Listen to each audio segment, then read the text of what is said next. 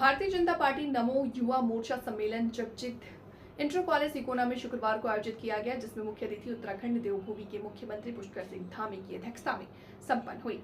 विशिष्ट अतिथि एवं प्रदेश भाजपा नेता अमरजीत मिश्रा रहे। जगजीत इंटर कॉलेज इकोना में आयोजित भाजपा नमो युवा मोर्चा सम्मेलन को उत्तराखंड देवभूमि मुख्यमंत्री पुष्कर सिंह धामी ने संबोधित करते हुए बूथ कार्यकर्ताओं को संबोधित करते हुए कहा कि भारतीय जनता पार्टी के प्रत्याशी शाकिर मिश्रा को लोकसभा 58 श्रावस्ती से जीत सुनिश्चित करने के लिए अभी से ही जुट जाना है।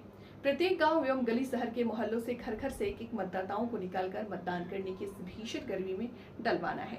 उन्होंने कहा कि प्रधानमंत्री नरेंद्र मोदी जी ने देश के 140 करोड़ मतदाता अपना परिवार है, जिसके लिए योजनाएं बनाकर गरीब परिवारों को पहुंचाया। उन्होंने कहा कि सबका साथ सबका विकास सबका प्रयास के तर्ज पर प्रत्येक गरीब परिवारों को सम्मान निधि, निशुल्क राशन योजना, उज्ज्वला योजना, बेटी बचाओ बेटी पढ़ाओ कानून व्यवस्था को सुदृढ़ करते हुए महिलाओं को 12 बजे रात को भी बाजार में शॉपिंग करने जाने के लिए कोई छेड़ने वाला नहीं दिखता। कहा कि आप विपक्षी दल कांग्रेस सपा बसपा के लोगों को 60 साल तक सरकार चलाने के बाद गरीब परिवारों को विकास करने की योजना तक नहीं पहुंचा सके। उन्होंने कहा कि 2014 में मोदी जी की सरकार ने कश्मीर में धारा 370 खत्म करने, सनातन धर्म को आगे बढ़ाना, काशी और मथुरा के मंदिर के निर्माण कोड के माध्यम से हासिल करने की योजनाएं शामिल हैं। उत्तराखंड के मुख्यमंत्री ने कहा कि सपा और कांग्रेस दल के नेताओं ने परिवारवाद के आधार पर सरकार को चलाकर अपने भ्रष्टाचार को दबाने का कुछ प्रयास कर रहे हैं। उन्होंने कहा कि तीसरी बार भाजपा की सरकार में प्रधानमंत्री मोदी के बनने पर भ्रष्टाचार में जेल जाने को मजबूर होना पड़ा उन्हें। उसी का कारण है इस प्रकार का एक डेमोक्रेटिक चेंज देश के अंदर आया है।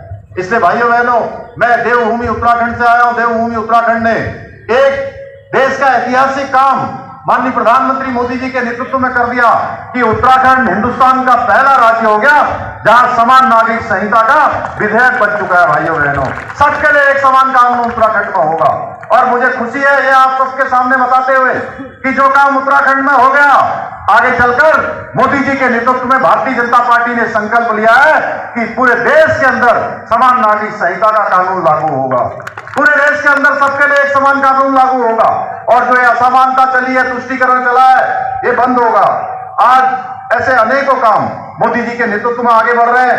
उत्तर प्रदेश का एक समय यह हाल था कि यहां पर जिस प्रकार से अपराध हुआ करते थे वो किसी से छिपे हुए नहीं हुए। किस प्रकार अपराधियों का यहां पर राज होता था, किस प्रकार बेखौफ होके बड़े बड़े माफिया काम करते थे, माफिया गैंग काम करते थे, वसूली गैंग काम करते थे और इनको समाजवादी पार्टी और बहुजन समाज पार्टी की सरकारों का पूरी तरह से संरक्षण प्राप्त होता था। भाइयों बहनों, लेकिन आज योगी जी के नेतृत्व में पूरी तरह से माफिया राज समाप्त हो गया है। माफिया राज का सफाया हो गया है उत्तर प्रदेश के अंदर।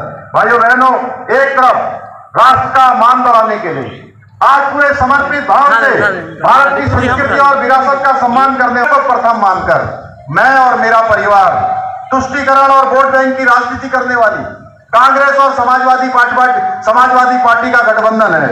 कांग्रेस और सपा के जो शहजादे हैं वो आरक्षण के नाम पर झूठ और भ्रम फैलाकर आज सत्ता पर आप करना चाहते हैं, जबकि कांग्रेस ने कर्नाटका में एक मॉडल लागू कर दिया।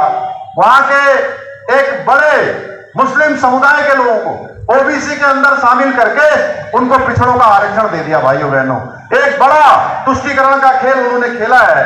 वो अपने विशेष समुदाय को, चढ़ते समुदाय को तमाम प्रकार का लाभ जो भारत के संविधान ने